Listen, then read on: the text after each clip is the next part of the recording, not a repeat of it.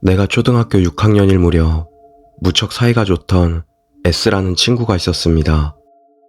우리는 대개 S네 아파트에 모여서 놀곤 했었습니다. 그날 역시 S랑 다른 친구 3명이서 함께 당시 유행하던 게임을 하며 S네 집에서 놀고 있었습니다. 그렇게 놀던 와중 S가 갑자기 생각났다는 듯 우리에게 말했습니다. 내일부터는 당분간 집에서 못 놀 것 같아. 아무래도 근시일 내에 근처에 있는 단독주택으로 이사를 하게 되어 이런저런 준비를 해야 한다는 것 같았습니다.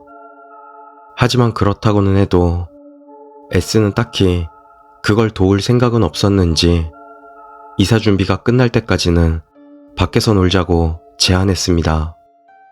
그날은 S가 어디로 이사 가는지에 대해 묻고 집으로 돌아왔습니다.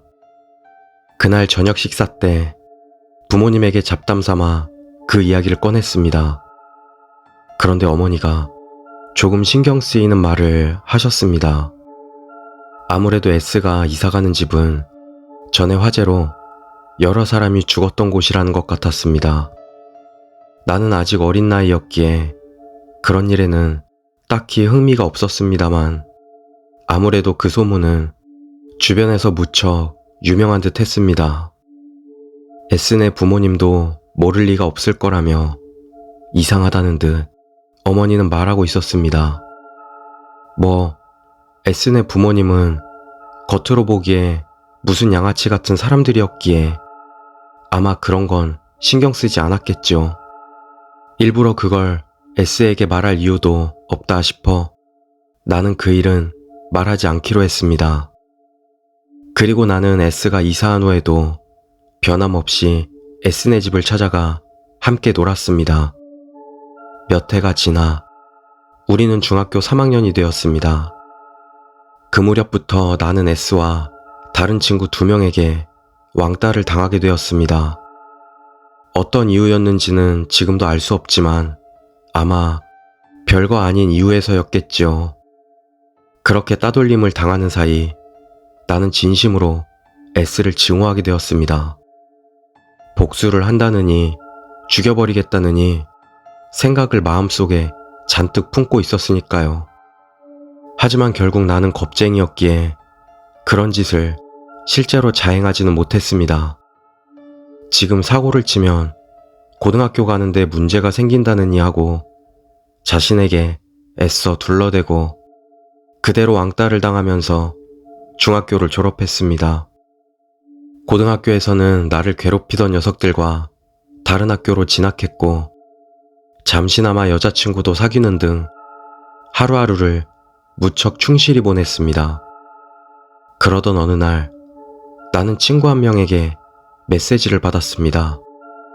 S네 집이 불에 휩싸여 전소해 S네 가족이 모두 죽었다는 것이었습니다.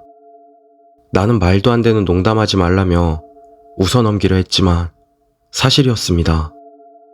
껄끄러워 오랫동안 가까이 하지도 않았던 S네 집 근처에 가보니 거기에는 정말 불탄 자국만 있을 뿐 집은 없었습니다. 그리고 그 공터 중심에 이상한 여자가 서 있었습니다. 온몸에 수많은 붉은 벨트를 감고 있어 무척 기분 나빴습니다. 여자는 나를 향해 당신을 위해 태워버린 거야. 라고 말한 뒤 정말로 연기처럼 사라져버렸습니다. 그 사람이 누구였는지 무엇이었는지는 나도 모릅니다. 진짜로 그 사람이 S네 집을 태웠거나 혹은 그 전에 살던 사람들의 집을 태워버린 것인지도 모릅니다.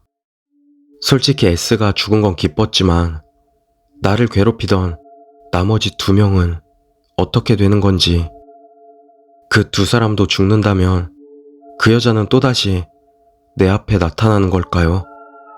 그게 너무 무섭기 때문에 지금은 그냥 그 여자가 단순한 환각이었다고 믿으려 애쓰고 있습니다.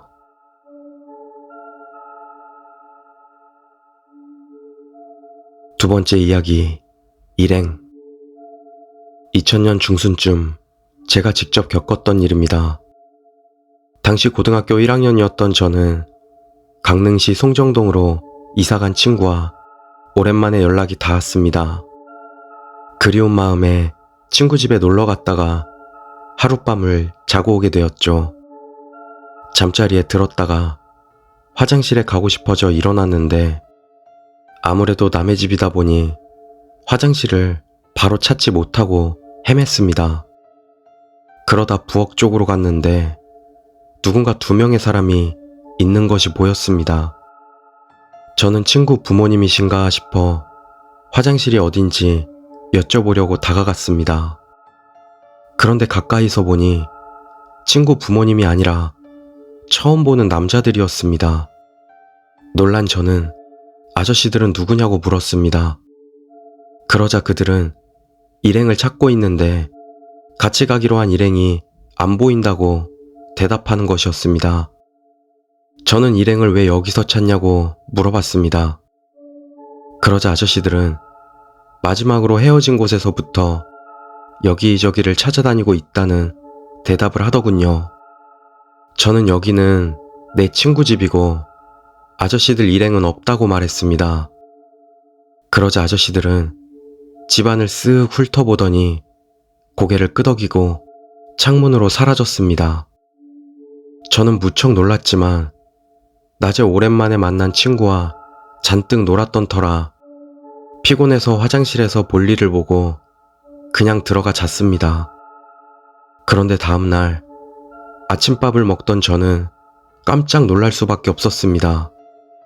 뉴스에서 말하길 그날 송정동에서 남자 셋이 함께 음독 자살을 모의했다가 2명은 죽고 1명은 종적을 감췄다는 것이었습니다.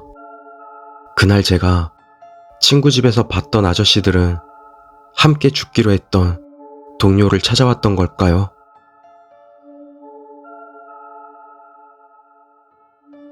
이해하면 무서운 이야기. 샤워 중 손님. 나는 일을 마치고 샤워를 하고 있었다.